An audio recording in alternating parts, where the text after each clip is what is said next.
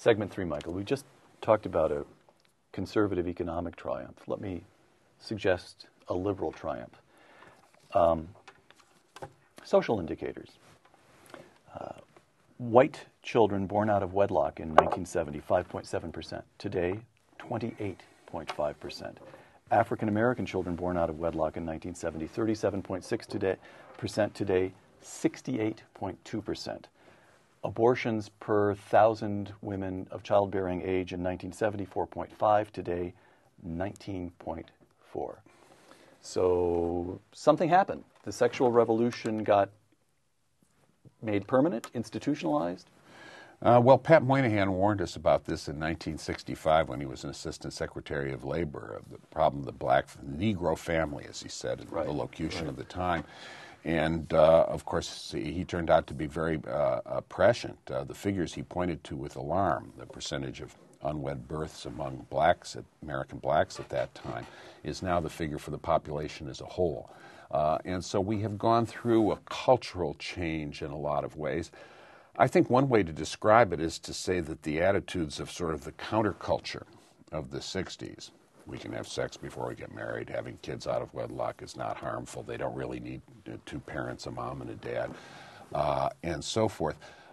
Those have spread to the wider society in the 70s. What's happened since then is that we've seen a modulation of some of these data. Abortion rates are actually down some. Abortion rates have been even longer than that? Longer since the early 1990s. Abortion rates have been declining, and attitudes towards abortion among under 30 Americans today are more negative than those among of over 30 By the Americans. way, I checked the divorce rate in 1970 versus today, absolutely unchanged.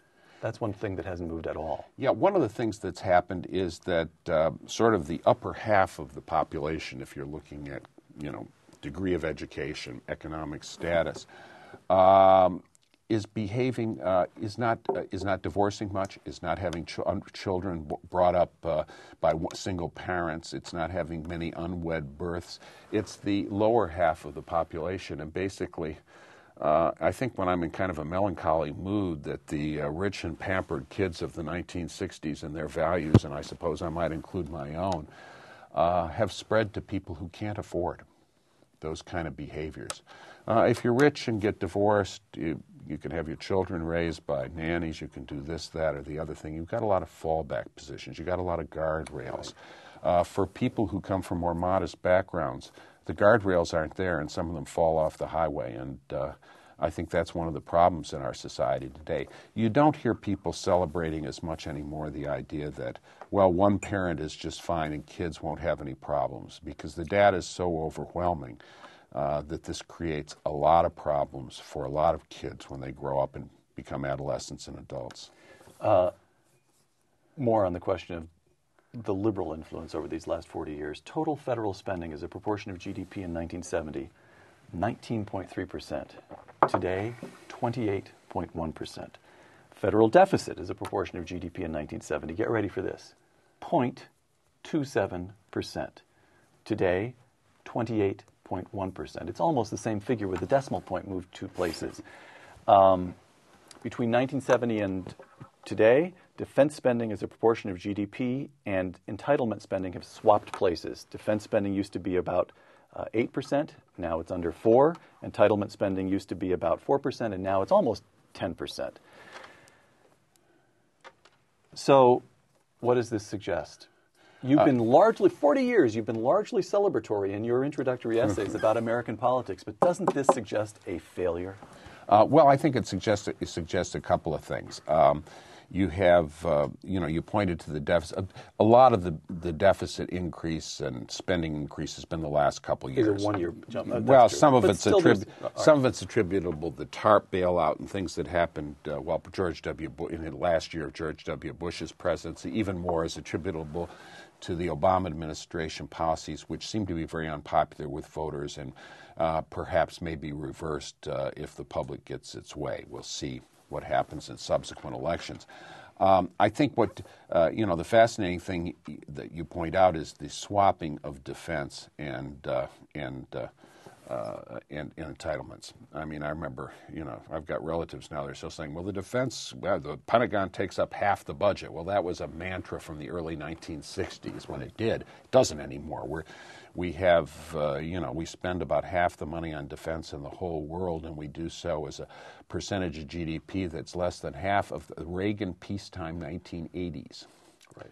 And, it was even higher in the early 1960s peacetime. So we're able to do that. I think on entitlements, we have become kind of an indulgent nation, and we have kept in place policies which perhaps made sense with the demographics of the past, but don't now.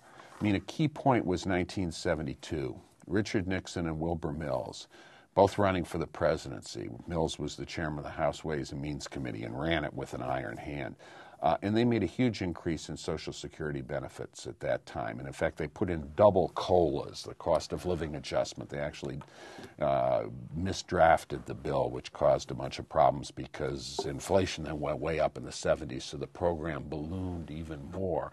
And, when you ask people what were the demographic assumptions behind this, who was going to pay for it, the answer that came back from some of the Social Security architects, well, the baby boom generation of children are going to produce another baby boom of their own. They're going to have 4 or 5 kids, too, just like their parents did. And those kids' Social Security taxes will pay for these benefits. And if you said to them, well, actually, the baby boom generation has had lower birth rates, starting off, they're 26 years old, some of them at that time. Mm-hmm. They said, well, they're just delaying childbirth and they'll have all those kids later.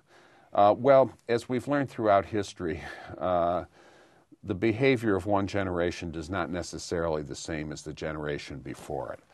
People are subject to different influences. The culture changes, the history changes, macro events like wars intervene.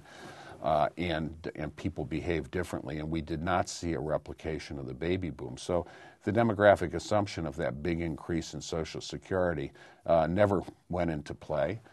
We had some changes in the program, bipartisan basis in 1983.